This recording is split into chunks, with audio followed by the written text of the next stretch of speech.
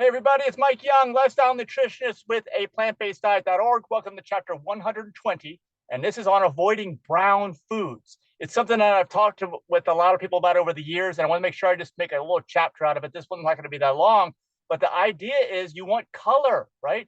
I mentioned this in chapter 42 about what food to eat specifically. Go back to that if you need refreshing on that. But in general, I say potatoes are an exception, assuming you don't fry them. Brown foods are the foods that are going to harm you, or they become brown when you cook them or fry them or whatever it is that you do. And so many people, like when I go and see what others are eating, they're just eating foods that are like different shades of brown. There's not much color in there, and that should be a red flag. Brown food is a red flag that something is not right. You really want those colors, just like you see in our logo for our nonprofit, right?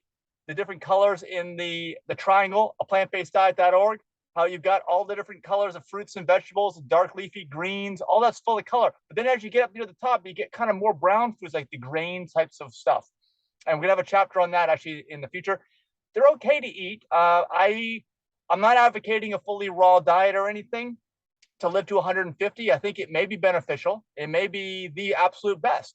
But I also think that if you eat just, mostly, I say more than 50% raw, and you are very selective about the other foods, like some of these brown foods, again, this is the idea. You minimize the brown foods, minimize them so that you're not, eating, breads, which is totally processed. So we talked about this earlier in the book. Bread is not a natural food. It's not food as grown. I know so many people are so brainwashed. We just had a chapter on brainwashing that you believe that this is like a wholesome thing that everyone should be eating. It's only because of your training and because of the fact that you haven't questioned it up to this point. But I would say I want you to question all these things. And I want to hear your stories too down in the comments about the color and avoiding brown foods. And maybe there's some other exceptions that I have forgotten about and should be mentioning. So please mention those in the comments below. And also, just in general, have you ever thought about this concept where the closer you are to brown foods as something as most of what you're eating, the sicker you're probably going to be? I know you probably never heard that before, but I want you to consider it because it almost like reframes everything that you're going to eat and why you would want to eat it, and knowing what might happen to you just based on what color the food is, either brown or not.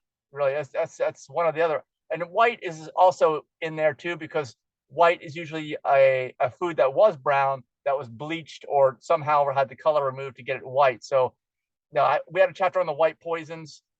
That's just as bad, really. I mean, it's that white food, that brown food, and it messes you up. So anyway, if you got some value out of this chapter, it was short, please like that, like the like button, smash the like button. It helps us out with other people learning about this, getting the word out to the public, and of course, subscribe to the channel so you hear about the next chapter. We will see you in the next chapter. Bye-bye.